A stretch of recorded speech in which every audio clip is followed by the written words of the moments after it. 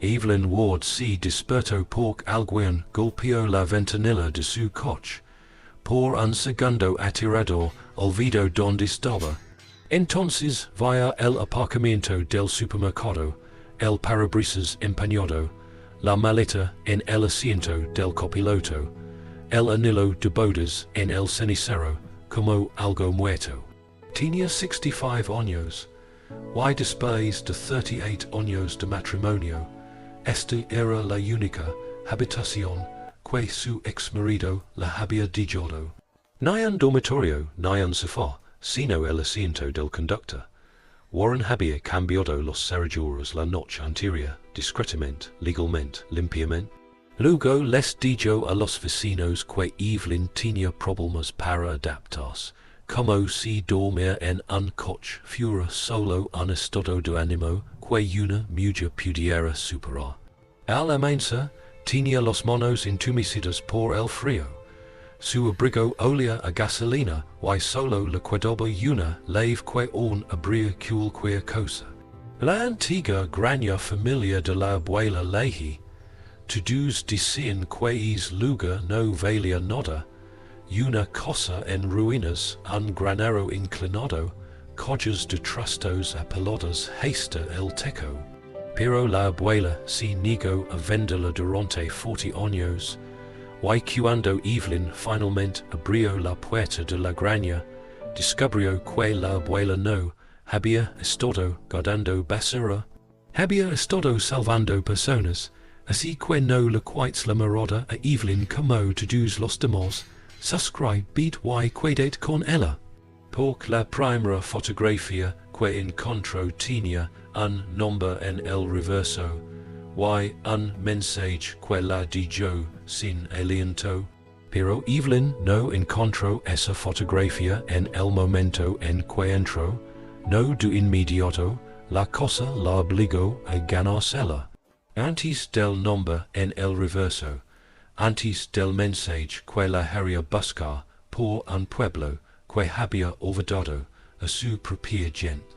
Evelyn tuvo que pararse en el umbral de la granja de la abuela Leahy y enfrentarse a lo único que Warren siempre había usado en su contra, el lugar que él llamaba inútil, el lugar del que su familia se reía, el lugar que la abuela Leahy se negaba a explicar, y ahora el único lugar que le quedaba a Evelyn donde podía cerrar la puerta tras de sí. Se sentó al final del camino de grava, con ambas manos agarrando el volante, escuchando el tic-tac del motor después de apagarlo. La luz de la mañana se extendía lentamente por las colinas del este de Kentucky, rozando los moles jarabas, los postes rotos de la cerca, y la vieja cosa de campo blanca que percha un más pequeño. De lo que recordaba, había envejecido mal, el porche se hundía en el centro, una contraventana colgaba torcida junto a la ventana principal. La pintura se había descascarado en largas y desgastadas tiras. Detrás de la cosa, el granero se inclinaba hacia los árboles como si hubiera estado soportando una derrota tras otra. Warren lo habría mirado y habría sonreído con sorna, no porque si estuviera cayendo a pedazos, sino porque si habría sentido confirmado.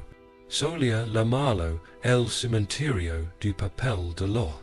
En los cines familiares bromaba dicen, do que el lugar estaba lleno de polvo, gente muerta y cosas que ninguna persona sensata se molestaría en salvar. Evelyn recordaba esas bromas con más claridad ahora, porque la abuela Leahy nunca discutía. Simplemente seguía comiendo y apretaba los dedos alrededor del tenedor.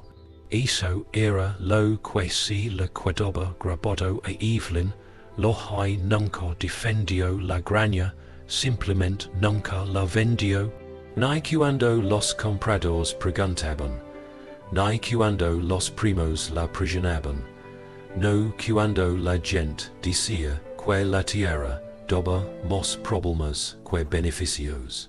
Durante 40 años, la abuela se aferró a ella. Ahora Evelyn salió del coche con su maleta en una mano y la vieja lave de latón en la otra. La grava se movió bajo sus zapatos. Un camión se movió en algún lugar de la carretera comarcal. No lo suficientemente cerca como para detenerse, pero sí lo suficiente como para que bajara la cabeza por instinto. Todavía no quería que la vieran, no llegar así, no después de dormir en un aparcamiento. En el porche, su mano tembló solo una vez antes de introducir la llave en la cerradura. Se atascó al principio, luego giró. La puerta principal se abrió con un largo crujido de madera. Un aliento fresco y rancio salió de la cosa. Polvo, queso cheddar, papel viejo, humedad de habitaciones cerradas y demasiados inviernos. Evelyn entró y se detuvo. Había coches por todas partes a lo largo del pasillo, debajo de los escaleras, junto a la chimenea, alenidas a lo largo de la pared del comedor. Algunas eran de cartón blando con las esquinas dobladas, otras eran más pesadas, seladas y cuidadosamente marcadas con la letra azul de la abuela Leahy. Old Mill Road, programas de la iglesia, registros escolares del condado, tarjetas de funeral, rostros no identificados. Los etiquetas no significaban casi nada para Evelyn en ese primer momento. Solo veía trabajo, levanta, clasificar, limpiar. Otra montaña, más esperando a una mujer que había legado ali con apenas fuerzas para mantenerse en pie. No había venido a rescatar una casa. Había venido porque no podía pasar otra noche encogida en el asiento del conductor. Una tabla del suelo crujió bajo ella. Algo pequeño, yo rasco una vez dentro de la pared, luego se quedó en silencio. Evelyn arrastró su maleta por un estrecho sendero entre los coches hasta que encontró el dormitorio del fondo. Era pequeño y sencillo, papel tapiz descolorido, una estructura de cama de hierro, sin colchón, un bol de cedro debajo de la ventana. Dentro del bol había edredones doblados cuidadosamente, que aún conservaban el tenue aroma a lavanda, el aroma de la abuela Leahy. Evelyn apretó un edredón contra su pecho y cerró los ojos. Por un segundo, la habitación se sintió menos vacía. No segura exactamente. Todavía no, pero más suave que el coche, más suave que el frío, lo suficientemente suave como para que pudiera respirar. Extendió los colches sobre las tablas del suelo. Entonces se fijó en la colla, cerca de la puerta del dormitorio. Era más pequeña que los demás, más limpia, apartada, como si la abuela hubiera querido volver primero por ella. En la tapa, escritas con tinta azul, había 4 palabras: familia Bell, sin terminar. Evelyn no abrió la colla. No, esa mañana, se quedó de pie junto a ella con la colcha aún pegada al pecho, leyendo las palabras de nuevo: familia Bell, sin terminar. La letra de la abuela la era cuidadosa. Tinta azul, letras firmes, sin vacilación. El tipo de letra, que hace que incluso una colla de cartón pareciera tener algo importante a su cargo. Pero Evelyn retrocedió. Su cuerpo aún conservaba el frío del coche. Le dolían los rodillas por el viaje. Su mente estaba demasiado ocupada con la supervivencia como, para, abordar, un misterio. Y debujó de todo, hizo, estaba la voz de Warren. Tranquila, razonable, mortal como siempre lo había sido. No impides algo que no puedas manger. Así que Evelyn dejó la coche junto a la puerta del dormitorio. Si dejó así mismo que podía esperar, pero esas palabras la siguieron hasta la cocina, sin terminar. Así se sencha su propia vida, como si alguien la hubiera dejado, a medias, y hubiera dejado que otra persona escribiera el final. Encontró una taza desconchada en el armario, y le enjuagó bojo el grifo. El agua salió marrón durante unos segundos, y luego se aclaró. Bebió de pie junto al viejo mostrador donde la abuela lo solía amasar galletas, y ordenar fotografías con flores en sus muñecas. El recuerdo ligó en silencio. Evelyn, a los 2 años, sentada en la misma mesa, mientras lo extendía fotos antiguas en filas cuidadosas. Mujeres fuera de los iglesias, hombres junto a camiones de carbón, niños con ropa de collo, familias de pie frente a cosas que ya no existen cuando Evelyn nació. La abuela nunca trató esos rostros como si fueran trastos. Tocaba cada fotografía por los boards. Decía los nombres en voz alta. Luego los escribía. A Evelyn le encantaba eso. El orden, el cuidado, la idea de que una vida podía conservarse si alguien se molestaba en recordar los detalles. Durante un tiempo, pensó que podría trabajar en la biblioteca del condado en Pikeville, tal vez en la sociedad histórica, algún lugar tranquilo donde la gente legaba con viejas preguntas, y se iba con nombres. Entonces Warren entró en su vida, con camisas planchadas, zapatos limpios, y respuestas para todo. Al principio no fue cruel. Esa era la parte peligrosa. Sonaba seguro. Sabía que banco usar, que formularios importaban, que facturas debían pagarse primero, que personas eran demasiado problemáticas. Su control luego disfrazado de competencia. Al principio, Evelyn lo confundió con cuidado. Luego se convirtió en rutina. Luego se convirtió en el muro que rodaba su vida. Warren guardaba la chequera en el cajón superior de su escritorio. Abría el correo antes de que ella lo viera. Colocaba papers frente a ella en la mesa de la cocina y tocaba la línea donde debía firmar. Es más sencillo así, decía. Y Evelyn firmaba. No porque fuera tonta, sino porque la confianza, cuando se repite lo suficiente, puede convertirse en una venda en los ojos. Hubo un trabajo en una biblioteca, a tiempo parcial, 22 horas a la semana. Evelyn guardó el aviso doblado en su bolso durante 6 días. Al séptimo, Warren lo encontró mientras buscaba un recibo, y se rió entre dientes. Los muertos no pagan facturas. No se lo prohibió. Eso habría sido más fácil de combatir. Solo la hizo sentir infantil por decirlo. Así que nunca solicitó. Así fue como la hizo empequeñecer, no de un solo golpe. Con 1000 reducciones silenciosas, un sueño pospuesto, una pregunta silenciada, un extracto bancario sin ver, una visita a la abuela leí cancelada por Warren dijo que la granja le mecha ideas extrañas en la cabeza. Ahora, a los 65 años, Evelyn estaba en la misma cocina sin cosa, sin ahorros que comprendiera del todo.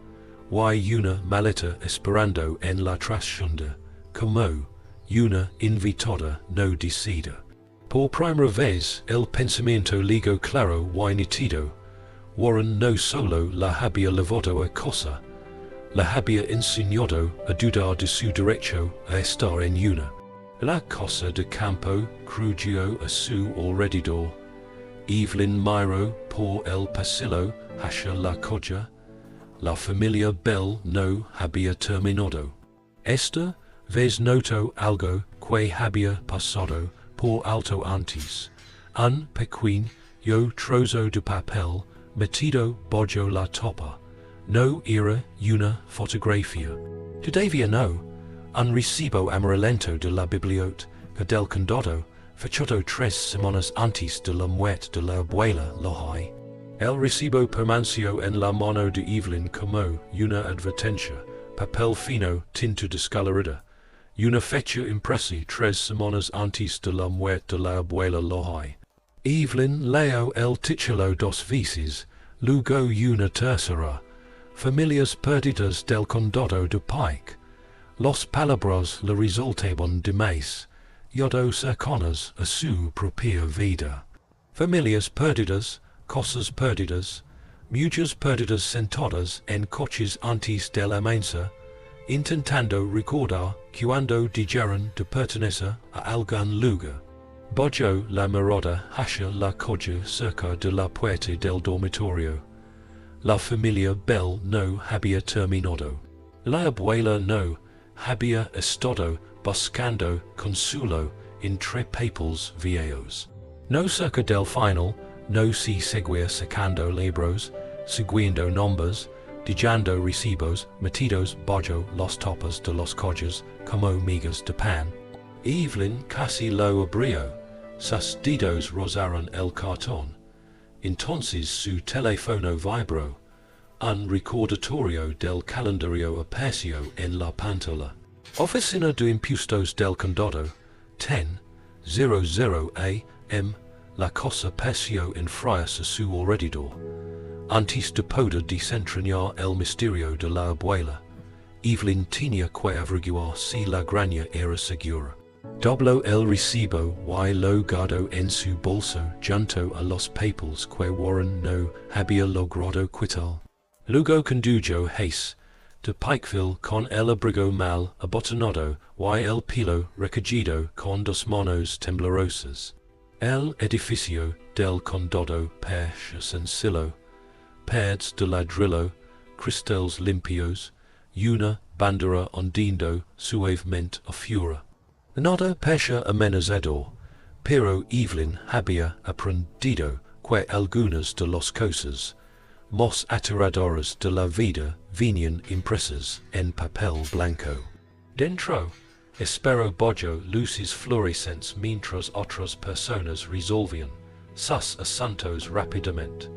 Permisos, títulos, pagos de impuestos, formularios que parecían entender. Cuando llegó su turno, la empleada fue amable, ni cálida ni fría, simplemente oficial. Hizo casi lo hizo más difícil. Escribió la dirección de la granja del distrito, hizo una pausa, y luego imprimió varias hojas. Había impuestos impagados, notas de agencia antiguas, una firma faltante, una fecha límite que Evelyn desconocía.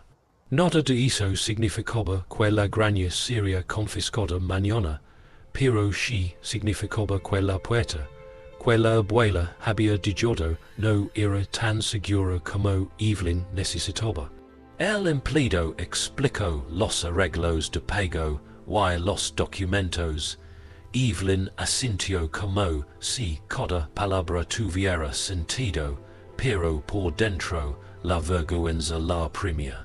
Durante años Warren había abierto el correo. Warren había guardado la chiquera. Warren había dicho, yo me encargo.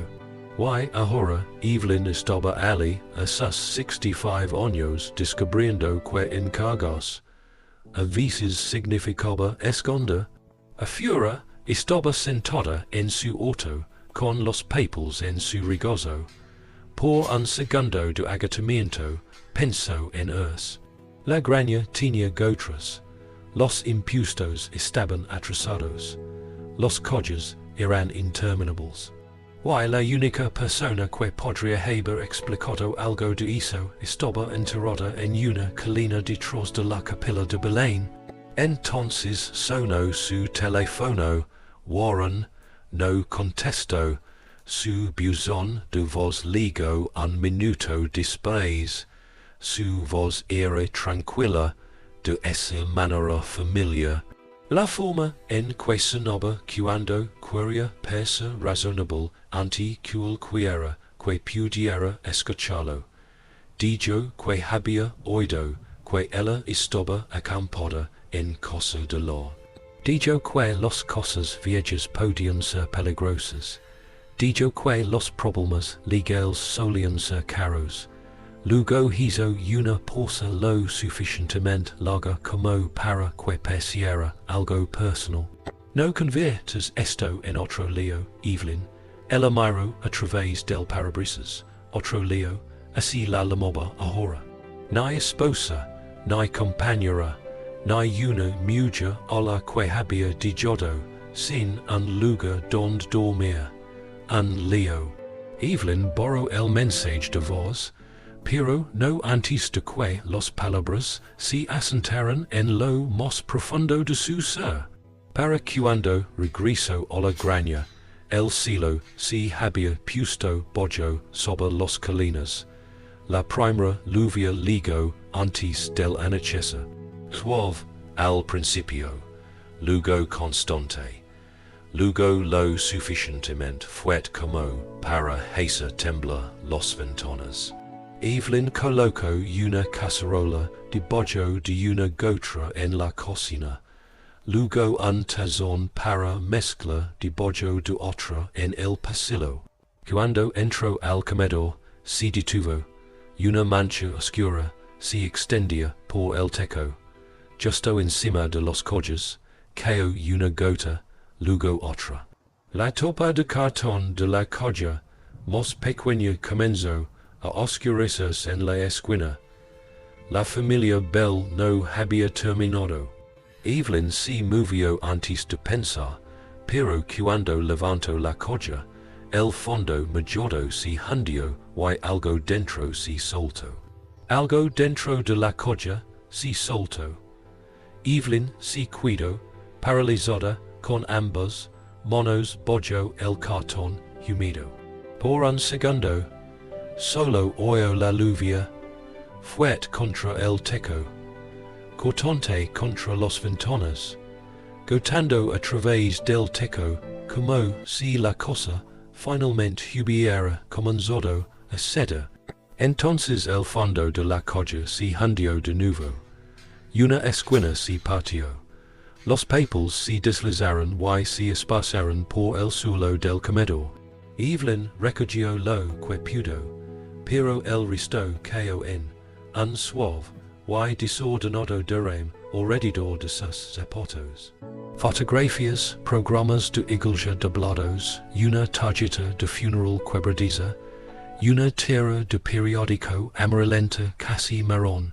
Por un momento de cansancio, quiso dejarlo allí, que la lluvia se lo lavara, que la cosa guardara sus secretos, que el trabajo inacabado de la abuela lejos permaneciera inacabado. Porque Evelyn tenía frío, hambre, impuestos atrasados, miedo a la oscuridad, miedo a los formularios, miedo a la voz de Warren, que aún vivía en algún lugar de su cabeza, y ahora incluso una colla cartón se estaba desmoronando en sus manos. Pero entonces veía el rostro. Una pequeña fotografía se había deslizado más que los demás, deteniéndose junto a la pota de la mesa. Evelyn se inclinó lentamente y la recogió por los bordes. La foto mostraba a una joven negra de pie bajo un cornillo. Llevaba un vestido pálido con un culo estrecho. Su cabello estaba recogido cuidadosamente. Una mano descansaba contra el costado de su falda, no en una pose exacta, sino inmoval, como si el fotógrafo le hubiera pedido que no se moviera. Su rostro era serio, ni triste, ni sonriente, simplemente firme. Había algo en sus ojos que hizo que Evelyn contuviera la respiración por un instante. Dignidad, esa era la palabra, el tipo de dignidad que nadie te puede dar, el tipo de dignidad que nadie te puede quitar fácilmente. Evelyn le dio la vuelta a la fotografía, en el reverso, con la tinta azul de la abuela había cuatro palabras, clarable, encuentra a tu familia. La lluvia pareció desvanecerse tras ella. Evelyn leyó las palabras de nuevo, encuentra a tu familia. No tal vez, no si es posible, no es una pregunta.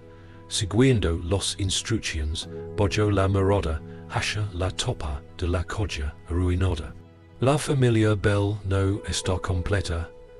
Ahora tenía sentido, no del todo, pero lo suficiente como para que la habitación se sintiera diferente. No era una coche de papeles viejos, era una promesa que la abuela le no había cumplido. Evelyn recogió los trozos dispersos y los llevó a la mesa de la cocina, lejos de la gotra. Trabajó con cuidado, aunque le temblaban las manos. Un programa de la iglesia de la capilla de Belén. Una lista escolar con varios niños Bell, escritos a lápiz. Una tarjeta fúnebre de un hombre llamado Amos Bell.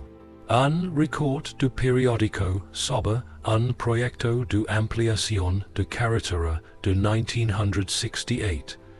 Una nota manuscrita de la abuela Leahy. Preguntel a la señora a Callaway por la hija de Clara. Pude que se haya mudado al norte. Evelyn se sentó. La silla crujó bajo ella. A fura, la lluvia caía a cantaros del techo del porche, y de los cuerdas platidas. Dentro, la vieja cocina estaba llena de nombres, no nombres famosos, ni nombres de ricos, ni personas que tuvieran edificios con sus nombres, solo nombres que alguien se había preocupado lo suficiente como para salvar. Por primera vez desde que llegó, Evelyn tocó los papeles, no como desorden, sino como evidencia. La abuela había estado buscando a alguien, tal vez a muchos, y de alguna manera la familia había pasado por alto todo esto durante años y solo había visto basura. Evelyn pensó en Warren riéndose en la granja, cementerio de papel, polvo y gente muerta. Ninguna persona sensata salvaría esto. Volvió a mirar el rostro de Clarabel, luego la instrucción de la abuela, encontrar a la familia. Una extraña sensación recorrió a Evelyn. No confianza, todavía no, algo más pequeño, un pulso de responsabilidad. Había venido a la granja porque no tenía adonde. Pero esta mujer de la fotografía también había estado esperando aquí, esperando bajo el polvo, esperando en una coche marcada como sin terminar, esperando a que alguien se preocupara lo suficiente como para dar la vuelta a la foto. Evelyn secó la fotografía con el borde de un paño de cocina limpio, con cuidado de no presionar demasiado fuerte. Luego la colocó junto al recibo amarillento de la biblioteca. Familias perdidas del condado de Pike. El título ya no parece aleatorio, se sencha como una puerta. Dad esa noche, después de que la lluvia amainó, Evelyn encontró una cosa más escondida debajo de la lista de la escuela. Un pequeño sobresalado por delante. La abuela y solo había escrito 3 palabras. Para la gente de Clara, Evelyn no abrió el sobre, todavía no. Lo dejó junto a la fotografía declarable, y se sentó con los manos extendidas sobre la mesa de la cocina, como si la madre bollo sus pomas pudiera estabilizar la habitación. Para la gente declara tres palabras sencillas, pero que hicieron que toda la granja pareciera menos abandonada. Alguien había sido esperado allí, no un comprador, no un primo buscando muebles, no Warren con su voz limpia y sus opiniones frías. La gente declara, Evelyn miró el sobre celado hasta que la luz de la mañana se filtró por las cortinas. Quería saber qué había dentro, pero algo en la letra de la abuela lo la detuvo, y sobre no era para Evelyn, era para ser intrigado. Así que envolvió la fotografía declara en un paño de cocina limpio, deslizó el sobre en su bolso, y condujo hasta Pikeville con el recibo de la biblioteca, guardado en el mismo bolsillo. El pueblo pareció normal esa mañana, un auto, bus escolar aparcado en la acera, un hombre con gorra de base, bolsa coba café de la gasolinera. Dos mujeres estaban afuera de la farmacia, hablando como si nada en el mundo era cambiado de la noche a la mañana. Evelyn estaba no frente a la biblioteca del condado, y se sentó un momento antes de entrar. El edificio había cambiado desde que era joven. Ventanas nuevas, una rampa para sillas de ruedas, un letrero azul junto a la puerta, pero la sensación era la misma. Papel silencioso, gente buscando cosas que no siempre podían nombrar. Dentro, la biblioteca levantó la vista del mostrador. Su placa de identificación decía, S.R.A. Hensley, tenía el cabello platido, gafas afiladas, y la gentle cautela de alguien acostumbrada a ayudar a personas que se avergonzaban de preguntar. Evelyn casi se dio la vuelta, entonces pensó en el sobre. Para la gente declara, dio un paso adelante y colocó la fotografía en el mostrador. No el sobre, todavía no, solo la foto, la S.R.A. Hensley se ajustó los gafas. Al principio, su rostro mostró una curiosidad educada. Entonces algo cambió, se inclinó más cerca. ¿De dónde sacaste esto? Evelyn explicó solo lo necesario. La granja de la abuela una coche dañada, el nombre declarable en el reverso, una nota para encontrar a la familia. La señora Hensley no interrumpió, escuchó como solía hacerlo la abuela, como si los pequeños detalles importaran. Luego tomó una libreta y anotó un nombre. Denise Bell Harper, profesora de historia en la escuela secundaria. Resident del condado de Pike. Su familia tenía raíces que se remontaban antes de que la mentalidad cambiara en la mitad de las colinas. La señora Hensley comentó que Denise llevaba años preguntando por la historia de la familia Bell, especialmente por la de los mujeres cuyos registros se habían perdido entre los archivos de la iglesia y los libros de contabilidad del condado. Evelyn sintió que el air se cerraba alrededor de esa palabra, desaparecido. La biblioteca hizo una llamada.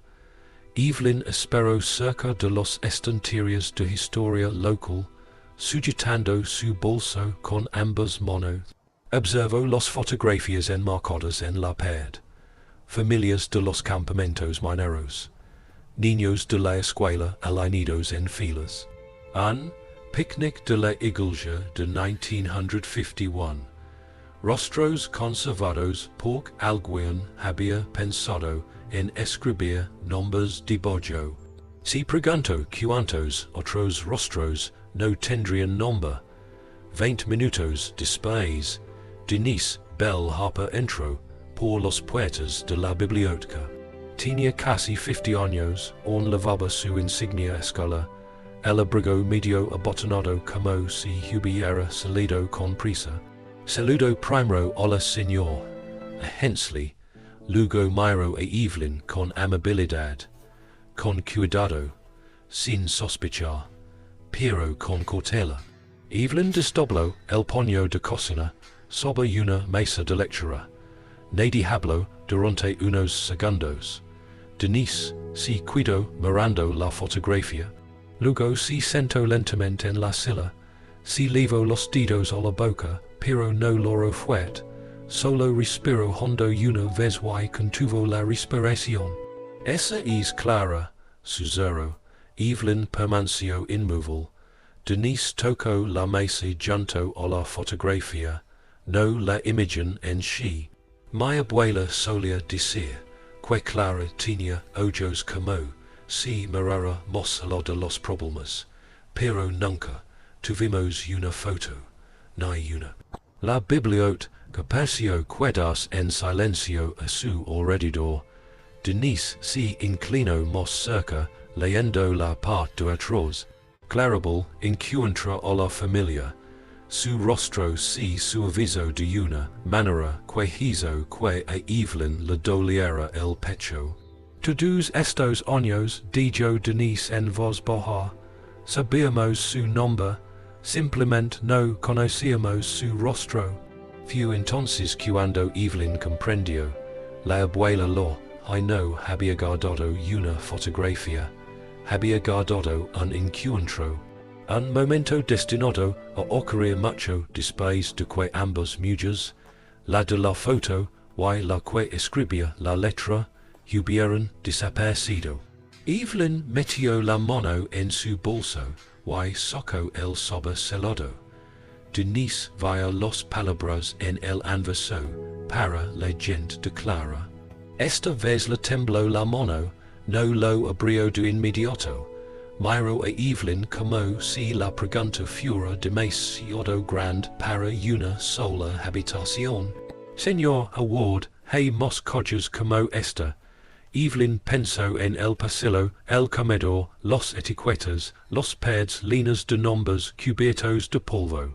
Y por primera vez desde que durmió en aquel coche, sintió miedo por una razón diferente.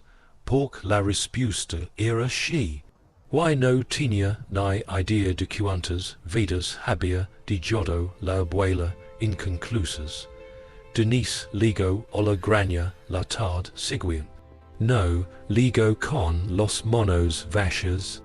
Trajo guantes de algodón de la biblioteca, una colla de carpetas sencillas, un bloc de notas y esa seriedad silenciosa que caracteriza a quienes saben que se embarcan en algo más importante que un simple favor.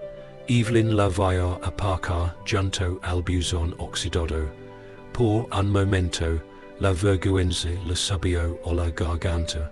El césped estaba demasiado alto. Las tablas del porche estaban deformadas. Una ventana había sido remendada con cartón desde dentro. Este no era el tipo de lugar al que una mujer invitaba a gente.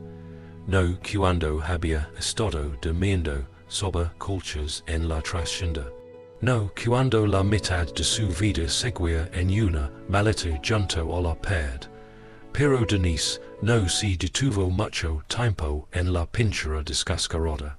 Miró los coches, y en el momento en que entró en el pasillo, su rostro cambió, no con lástima, sino con atención. Solo hizo que Evelyn se enderezara un poco. Empezaron en el comedor, donde Evelyn había apartado la colla de la campana de la gotra. Denise abrió su cuaderno y escribió la etiqueta con cuidado en la parte superior de la pagina, familia bell, no terminada. Luego empezaron a clasificar, no rapido, no descuidadamente, un papel a la vez, un programa de la iglesia de la capilla de Belén, una lista escolar de 1949, un record sobre un proyecto de ampliación de la carretera, una nota manuscrita sobre la posible mudanza de la hija declarable a Ohio. Denise leo cada nota en voz baja, como si habla de más, yodo alto pudiera perturbar a los muertos. Evelyn escuchó poco a poco, algo se aclaró. La abuela ley, y no había reunido estas cosas al azar, había un método. Debajo de la ventana del comedor había coches etiquetados con nombres de calles. Old Mill Road, Dry Creek Hollow, Laurel Branch, Harland Turnpike. Cerca de la chimenea había coches etiquetados con nombres de iglesias. Bethlehem Chapel, New Hope Baptist, St. Agnes Mission, Mount Zion, Colored Methodist. A lo largo del pasillo estaban los apellidos: Bell, Harris, Mendoza, Keir, Callaway, Freeman. Y en la sala, apeladas Bojo una vieja colcha para proteger los topos del polvo, había coches marcadas de una manera que hizo que Denise dejara de escribir por un momento. Familias desplazadas. Fotografías sin reclama, nombres mal escritos en los registros del condado, niños enviados lejos. La cosa parecía transformarse a su alrededor, no físicamente, sino en significado. Lo que parecía un desorden se convirtió en otra cosa, un mapa, un esfuerzo de rescate, toda una vida tratando de evitar que la gente desapareciera. Denise estaba de pie en el umbral de la sala, sosteniendo una carpeta contra su pecho. Señor, Ward, dijo en voz baja, y luego se detuvo. Evelyn la miró. Denise tragó saliva. Esto es un archivo. La palabra flotaba en la habitación. Archivo. No no desorden.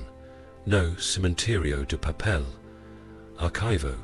Evelyn miró a su alrededor los coches de los que Warren se había burlado. Los coches que los primos querían que se levaran. Los coches que la abuela le había protegido mientras la gente se reía a sus espaldas. Por primera vez, Evelyn comprendió la magnitud del insulto. No habían malinterpretado a Lohai. La habían desest, modo porque lo que ella había salvado no les pareció valioso. Ni plata ni dinero en efectivo, ni trotos de tierras, ni muebles por los que valiera la pena pelear. Solo registros de personas que, para empezar, tenían muy poco poder. Denise abrió otra carpeta. Dentro había copias de antiguos registros de bautismo, tarjetas de funeral, listas de inquilinos, y fotografías con signos de interrogación, donde debían haber estado los nombres. Algunas notas estaban escritas con la letra de la, otras eran de diferentes personas, con letra temblorosa, más antigua, a veces apenas legible. Una nota decía: mi madre trabajaba en la granja Hargus, nadie escribe bien su nombre. Otra decía: por favor guarda esto, a mis hijos no les importaron. Otra de los únicos fotos que teníamos antes del incendio. Evelyn se sentó lentamente, no por debilidad, sino por el peso de aquello. La gente la había traído a la abuela leí sus fragmentos, sus pruebas, sus últimos retozos de memoria familiar. Y la los había conservado a través de tormentas, de facturas impagadas, de parientes que lo consideraban una tontería, de Warren riéndose en su mesa. Evelyn, apoyo una mano en el borde de la silla del comedor y intento, su respiración. Pensó en su propia maleta. Que fácil podía reducirse una vida, que rápido podía alguien decidir que importaba. Denise pasó otra página del cuaderno de la abuela, y frunció el ceño. Que posa, preguntó Evelyn. Denise dejó el cuaderno plano entre ellas. Ali, escrita con tinta azul, debajo de una lista de nombres de la familia, había una frase: si la granja se vende antes de que esto se resuelva, volverán a desaparecer. Evelyn lo leyó una vez. Luego, la respuesta a 40 años de negativa estaba Ali, escrita a mano con letra clara. La abuela lo hay nunca había sido turca con respecto a la tierra. Había estado protegiendo el único lugar que quedaba para la gente, para la que nadie más tenía espacio. Evelyn miró hacia el pasillo donde más coches esperaban en la sombra. Entonces Denise metió la mano detrás del cuaderno y sacó una página doblada que Evelyn no había visto. En la parte superior, la abuela había escrito: no le den acceso al encargado de la liquidación a los coches de la sola. Evelyn sintió que el aire se le escapaba del pecho. Encargado de la liquidación, ¿alguien había intentado entrar antes? Las palabras en la página doblada cambiaron la habitación. No le den acceso al encargado de la liquidación a los coches de la sola. Evelyn los leyó de nuevo más despacio esta vez. Encargado de la liquidación, no comprador, no vecino. No primo, encargado de la liquidación. La frase sonaba lo suficientemente común como para esconderse detrás de ella. Como alguien contratado para vasher una cosa después de un funeral, alguien con una camioneta, un portapapers y sin motivo para preguntar por qué importaba una colla de fotos antiguas. Pero la abuela lo le había pedido a alguien que no lo dejara acercarse a los coches de la sola. Eso significaba que tenía miedo, no de que la granja se derrumbara, sino de que se levaran los archivos. Denise miró hacia la sola, donde los coches reposaban bajo la vieja colcha. Aún en la penumbra, necesitamos saber quién era, dijo en voz baja. Evelyn no respondió de inmediato. Sus ojos recorrieron la habitación, los etiquetas, los cuadernos, los manchas de humedad en el techo, que aún se secaban sobre la pared del comedor. Por primera vez, la granja no le pareció un lugar destrozado al que se había arrastrado. Le pareció un lugar que había estado conteniendo la respiración. Los siguientes días cambiaron el ritmo de la vida de Evelyn. No de forma rápida ni drástica, pero lo suficiente como para que lo notara. Denise ligó después de clays con carpetas y un pequeño escáner prestado de la biblioteca. La señora Hensley envió fundos de archivo en una colla de cartón, con una nota manuscrita pegada a la tapa.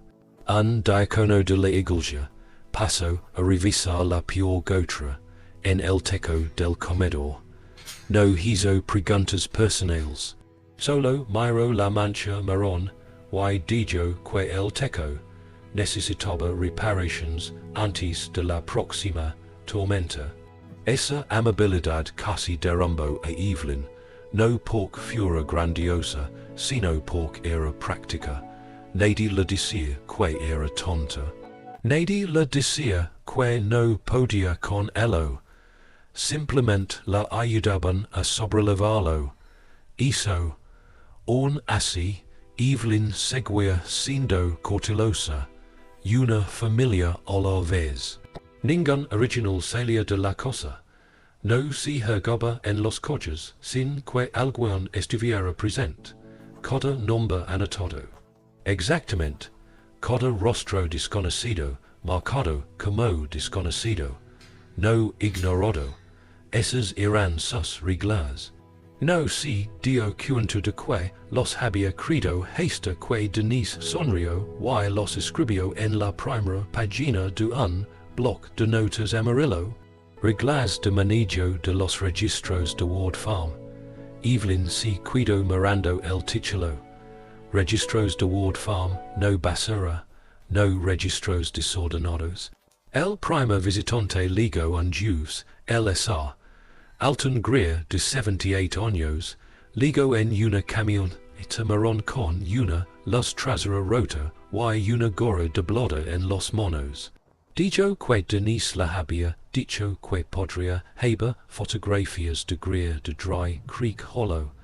Se quedó parado en el pasillo como un hombre entrando a una iglesia. Evelyn lo condujo a la mesa del comedor don Denise ya había colocado 3 carpetas. Durante varios minutos no pasó nada. LSA Greer pasó las fotografías cuidadas and con un dedo. Luego se detuvo. Toda su cara cambió. La foto mostraba a un niño de pie junto a una mula, descalzo, de hombros delgados, sonriendo como si had been caught doing something he was proud of. Mr. Greer touched the edge of the photograph. "That's my daddy," he whispered. No one spoke.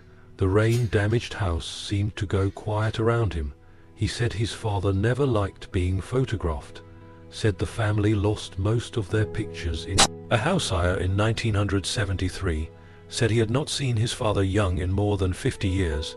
Evelyn watched him press his lips together and blink hard, and something inside her shifted.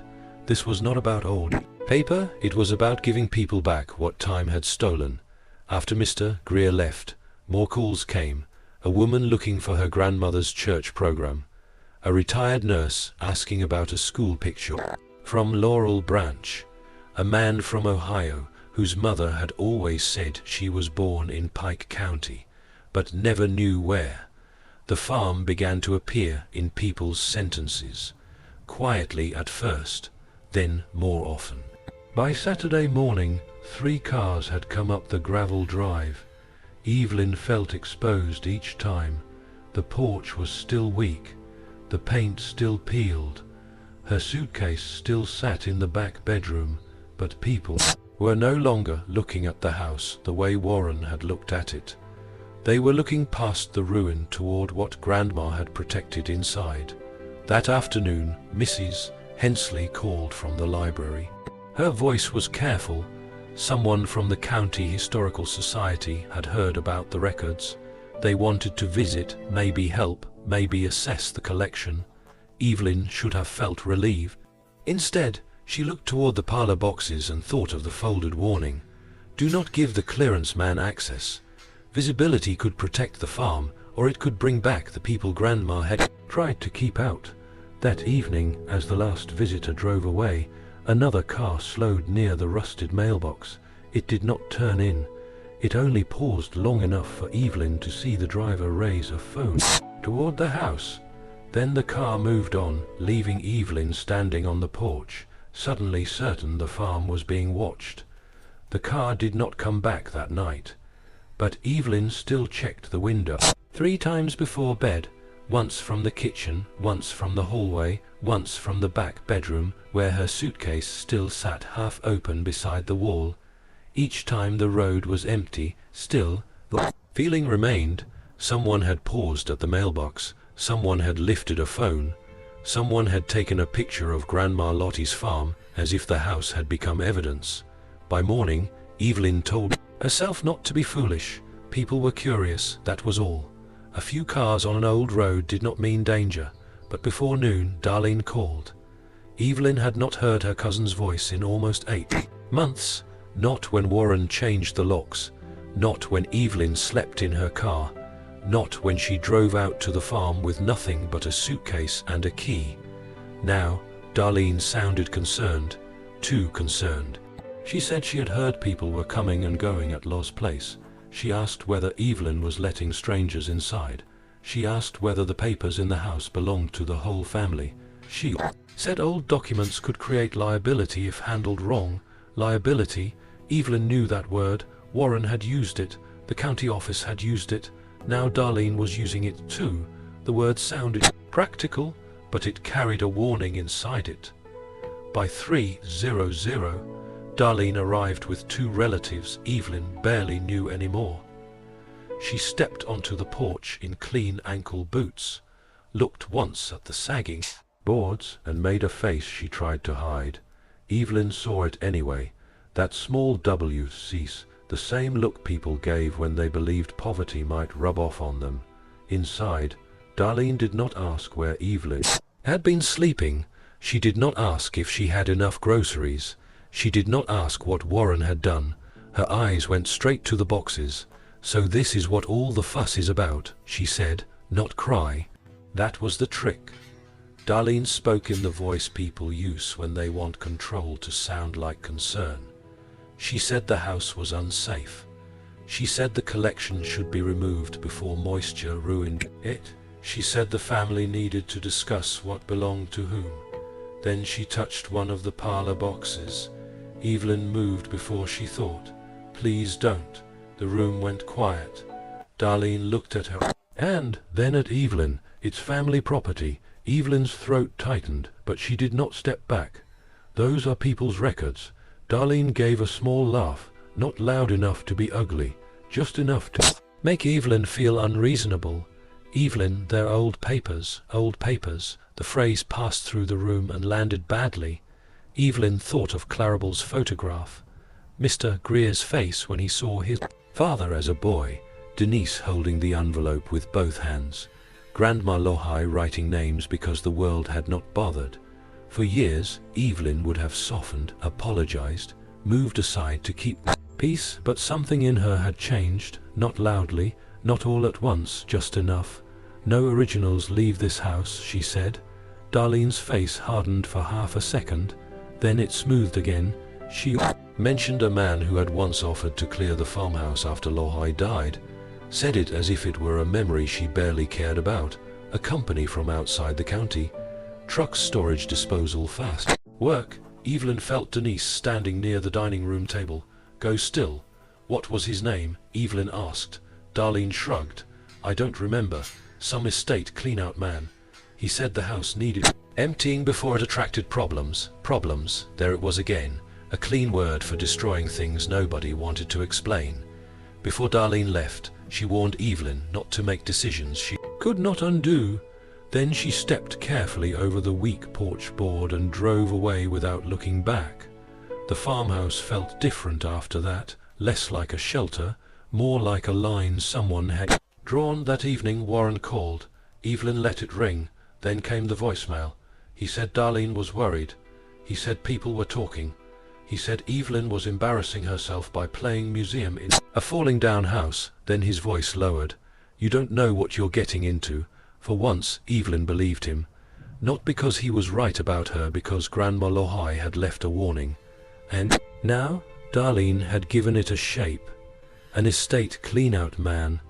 A house someone wanted emptied fast. Parlor boxes Grandma wanted protected.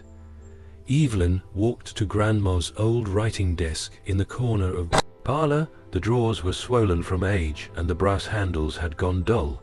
She tried the top drawer stuck, the second empty, the third would not move at all. Then she noticed a small recipe tin sitting on the shelf above it. Inside, beneath yellowed recipe cards, was a key taped to the bottom. Evelyn peeled it loose. Her hand shook as she slid it into the locked drawer. This time the drawer opened. The drawer opened with a dry scrape. For a moment, Evelyn did not reach inside. She only stood there, one hand on the brass handle, listening to the house. The parlor had gone still.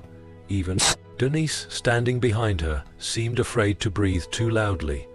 The drawer smelled of old wood dust and the faint sweetness of lavender sachets long gone dry. Inside were 3 neat bundles tied with cotton string. Grandma Lohai had not hidden much in her life. Not money, not jewelry, not secrets anyone thought profitable. But this drawer had been locked, and that meant something. Evelyn lifted the first bundle and untied it carefully. At the top was a handwritten inventory. Box numbers, family names, road names, church names, dates, cross-references, notes about missing photographs. Uncertain spellings, disputed birth years, names changed after marriage, names lost after migration. It was not perfect, but it was deliberate. Page after page of Grandma Lohai trying to build order out of what the world had scattered. Denise leaned closer. She catalogued it. She whispered. Evelyn nodded, but her eyes had already moved to the second bundle. Letters, dozens of them, some written on lined notebook paper, some on church stationery, some on postcards with faded stamps. Many were addressed simply to Mrs. Evelyn Ward. Evelyn opened one. A woman named Ruth Freeman thanked Lohai for keeping the only photograph of her mother before the fire. Another letter came from a man in Ohio who had been searching for his father's people, and said, I was the first person in Pike County who had not made him feel like a nuisance. Another, written in a shaky hand, said, please keep this safe. My children will throw it away. Evelyn had to stop reading, not because the letters were sad, because they were trusting.